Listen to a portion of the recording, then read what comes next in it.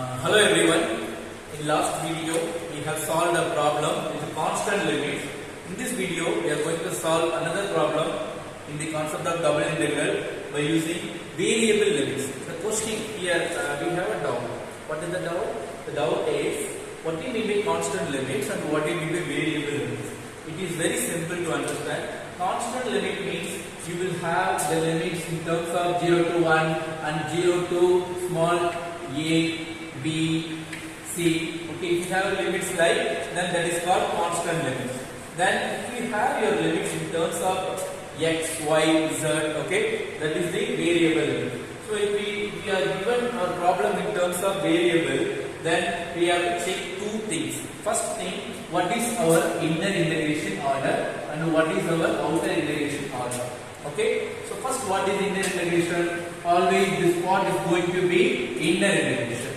If here our inner integration is given in terms of y, so that means we have to integrate first with respect to y. Okay, y if our order is y, then we have to check our limits. Okay, we have to check our limits. That should be given in terms of x. If y is given, here we should have x in terms of x, because this is the actual form of this. Y is equal to something and y is equal to something. But many people are thinking here y, here x. So what is that is a confusion. So don't get confusion.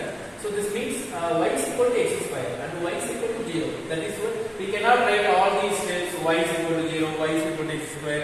To avoid such a situation, we are using directly 0 to x square. So that is why I am saying, when you have here in terms of y, here you have to get in terms of x.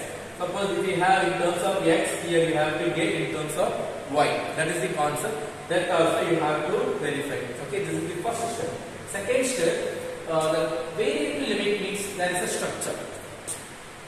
In your inner integration, the variable limit should be appear only on the inner integration. This should not be appeared on the outer integration. Okay, in outer integration always you should get only constant limit. This is the common structure for variable limits. Okay, now I hope you have got a clear idea about the variable limits. So let us solve this problem. Let us see how to solve this problem. Okay, now I am going to start to solve this problem. First, everything I have checked, so I am going to directly solve this problem. First, what is the inner integration? This is this part is going to be inner integration. Before we are going to solve this part, what we have to do first? We have to multiply the integral symbol and dy with these two parts. Then we will get two separate parts. So I am going to do first 0 to 1. Then I am going to multiply with this one. Then I will get 0 to x square into x square into dy. Now plus symbol. Then again 0 to x square y square into dy. Now what is the next order? It is dx, keep it outside. Okay. Now here we are integrating with respect to y. While we are integrating with respect to y, treat x as constant. So always we will keep the constant term before the integral symbol. That will make you a clear idea. Without any mistake you can solve. If you do that, you can solve the problem without any mistake. Okay, 0 to 1. Now this is constant, we cannot do anything, so keep as it is. Now if you integrate this one and this one, what you will get? I have already said what is the formula. So again I am going to say this is the formula. If you have, the formula is y. Okay, now I am going to apply this formula, so it will be cancelled. So the answer is y. So what is the limit? 0 to x square. Now plus symbol g. Next step. What? Now integrate this part. We have another formula, y square into dy. It is y power.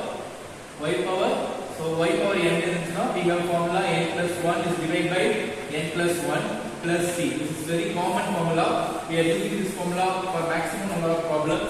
So that is why I am saying keep these two formulas for all the problems in your mind. Okay.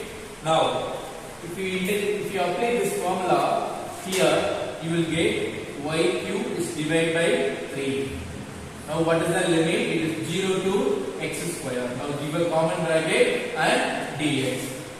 Now let us apply the limits. First upper limit, then lower limit. Look at the lower limit. It is 0. There is no change when you apply 0. So of writing 0. So 0 to 1. Now if you apply x square already we have. Now in y apply x square. Again you will get x square. 0 substitute now everything will be 0. So no need to substitute. So plus symbol.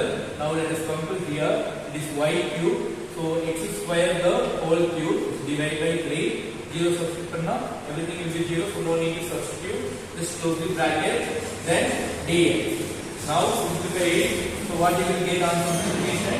0 to 1. And the base is same. So we can add the power here x power 4 plus you can multiply. If you have any terms like this, the meaning of this is you have to multiply. So x power 6 is divided by 3. Then close the common bracket. Then into dx. Now let us move to another step.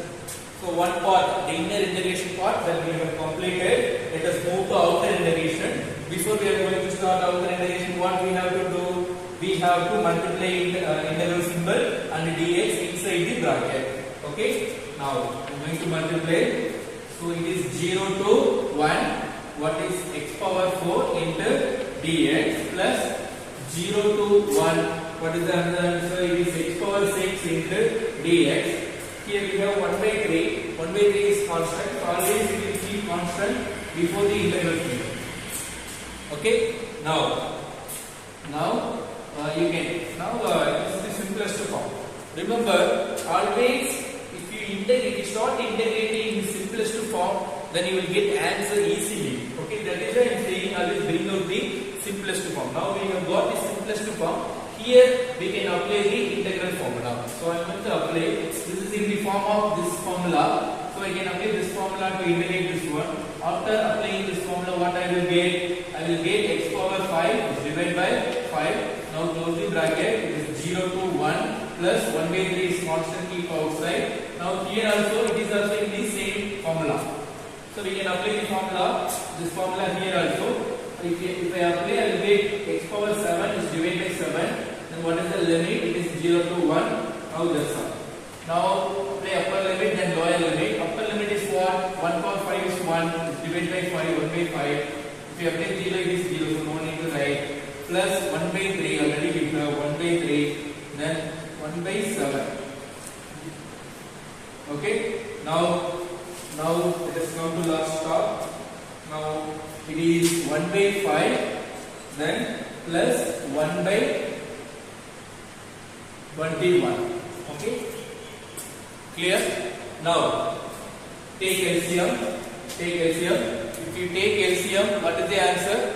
You know very well how to take LCM. So if you don't know how to take LCM, I'll let you know. LCM is nothing but you just take a multiplication of these two. What is the answer? It is 2, 1, 5, 5, 10. So it is 105. Then take a cross multiplication. 1 into 21 is 21. 5 into 1 is 5. So what is the answer? It is 28 divided by 105. Okay. So there are two types in double integration.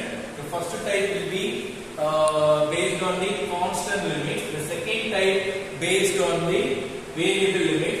So you should be very strong on both types. So most of the problems will be asked in variable type. So we should be more strong on variable limits. Okay. So I hope you have got a clear idea on how to solve the variable limits. So we will meet in next video. Thank you.